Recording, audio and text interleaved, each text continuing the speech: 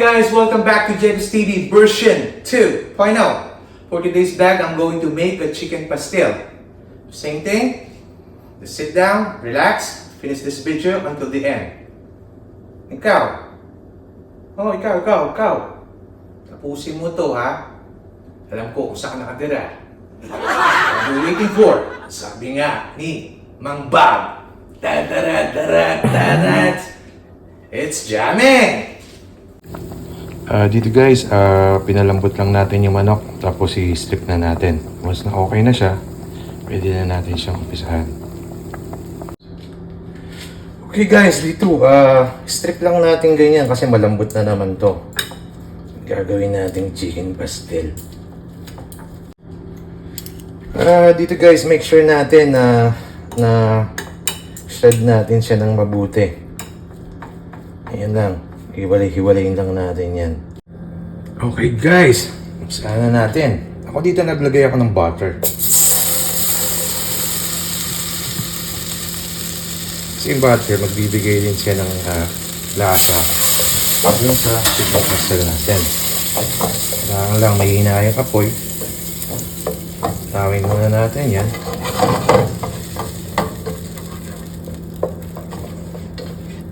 Simple lang to guys. Paano gumawa nito? Okay. Nag-guide na rin ako ng ginger.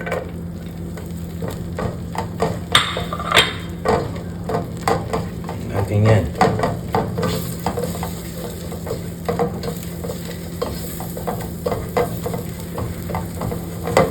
Siyempre, sunod na natin ang bawang.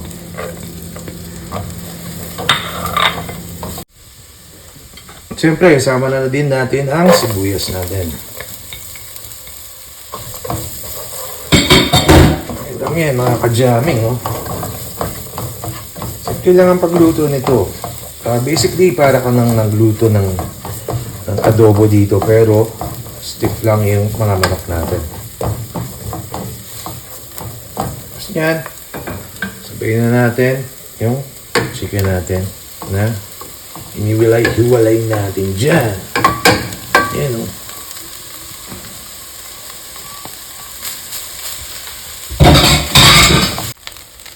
Okay guys, dito hindi na ako naglagay ng mantika kasi mamaya lalabas yung manok natin ng mantika.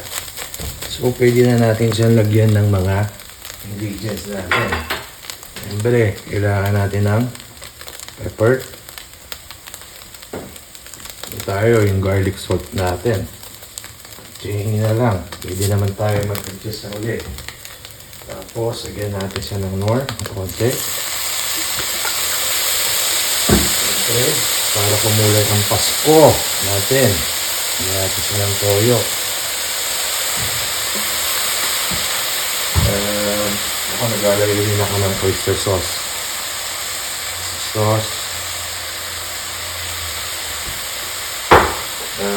Nagiging din ako ng sesame oil. Okay. Chicken powder. Kasi guys, gusto ko yung may tamis siya. Mas maganda yan eh. Depende sa inyo kung anong gusto nyong lasa ng chicken pastel nyo. Ako kasi, lagyan ko siya. Pwede rin naman lagyan ng sugar. Ako kasi, honey. Kasi sweet akong tao eh. Hindi katulad ng ex mo. Kahit sweet ka na, iniwan ka pa. Ayun, haluin lang natin para mag-mix ng mga nilagay natin mga pampasarap. Kaya dito pala mga guys, mga ka-jam. Low heat lang tayo, low fire lang. Hindi natin siya pwedeng malakas na apoy.Uluin niyo lang natin siya para makuha natin yung consistency na ina-achieve natin kulay at yung luto ng chicken natin.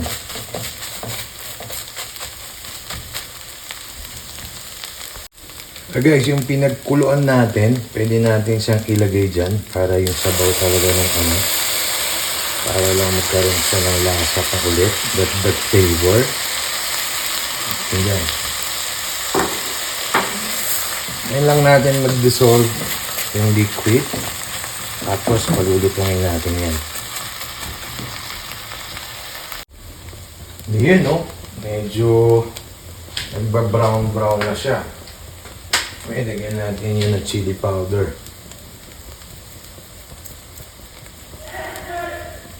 Ayun. Siyempre, hindi na mawawala. Bayan. Ang pag-kick ng anghang natin. Well, ito pa rin optional. Depende sa inyo. Kung gusto niyo manghang, gusto niyo yung tama lang, sa inyo pa rin. Kaya ako gusto ko yung may kick ulit. Dito kasi guys, maraming version na lumalabas kung paano magluto nito. Maraming version, mas maganda, maraming variation. Amazing! Diba? Huwag mo lang gagayahin yung version ng kapitbahay mo. Dahil sinasabi niya, yung marites mong kapitbahay, ang version niya, si Mang Kanor, dinate yung lola mo.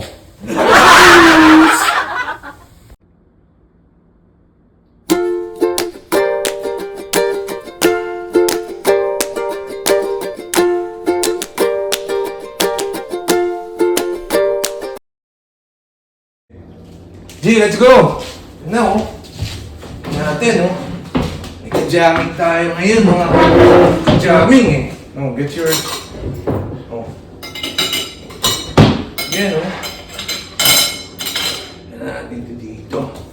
Yun, natapos na guys. Medyo okay yung pagkaluto natin. Kita mo naman, oh. Diba? I hope you like it, anak. Okay. Kaya, yun, oh. Tikman natin yan. May egg pa yan. Talagang masarap yan. Siyempre, unang subo sa inyo pa rin.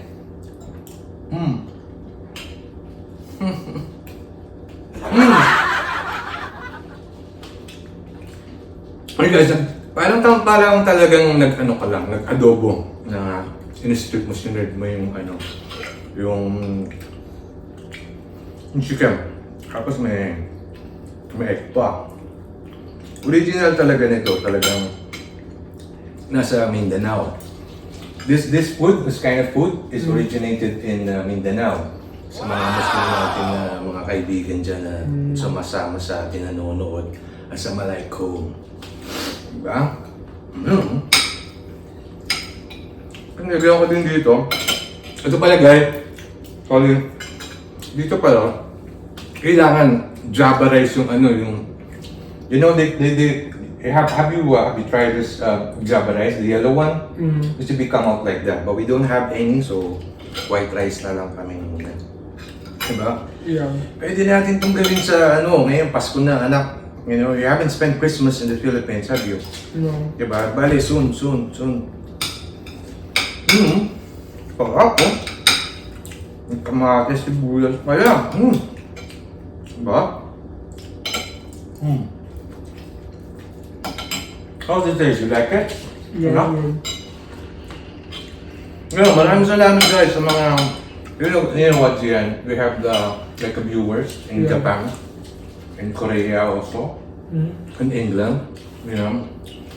Sa Korea, sabi nga nila eh. Kasi tayo eh, K-drama fan tayo guys. Ma! Opa! Annyeong! Yaman, magalang sila. Tapos sa Japan, anak, you know, like, we have viewers also in Japan, you know, my family. Eresemasu! Sabi nila sa Japan eh. Ganun. Well, thank you lahat sa mga supportan nyo sa amin guys. Ngayon may kazaming ako eh, anak ko. Tapos I would like to thank also my friends in England.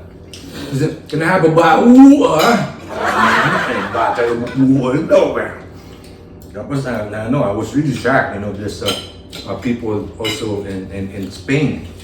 You know, may nanonood sa atin, anak, taga Spain din. Yeah. Alam mo yun? Kaya, thank you guys. You know, I really appreciate, you know, what you're doing for us. I'm not really like a, big time YouTuber. I just want to show you, like based on my experience, I'm not a chef, but I'm just showing you, some ideas how to cook this one. It's really good, I would say. Diba? Alam mo, anak, dito sa Mindanao, they're selling this one, this cheap one. Kasi ito yung pang breakfast nila. Ginagawa nila itong breakfast. Ang original ito kasi nakabalot sa saging. Tapos ilalagay nila doon with yung java rice, yung kulay yellow na tayo kasi yung version natin wala tayong nakuwang turmeric lang naman yan, pang kulay lang para mag-match siya. Ngayon, maraming salamat sa lahat. Ngayon, abala na sa atin, all the people in the Philippines, they're preparing for the Christmas, coming. That's why, a lot of people is busy. They try to think, what you call this, what they need to cook, something like that. One day, anak, uwi tayo sa Pilipinas, then we'll spend Christmas there. Ano pa ba? Yun, kung nagustuhan niyo itong video namin, Gian, my son, I want you to subscribe, hit the notification bell and like, para mapanood nyo yung mga susunod kong vlogs. Maraming salamat. Tapos, tuloy tayo, salamat kay God. Sa lahat ng mga binibigay ng blessings sa atin, anak, di ba? Like we're here. This year is almost end. May bagong year na tatahakin natin, mga ka-jamming ko dyan. Na sana maging maganda. Tama na yung away-away. We have to love each other. Sabi nga sa banal na pala, versikulo 14 and 16. You listen to this. There's a one guy nalilipot sa mga masasama. Magulan nyo. Anyway, hindi na namin kayo patatagalin. Kailangan na namin ito off na kamagian. I would like to thank you sa lahat ng mga sumusuporta sa atin. See you guys. God bless. Bye.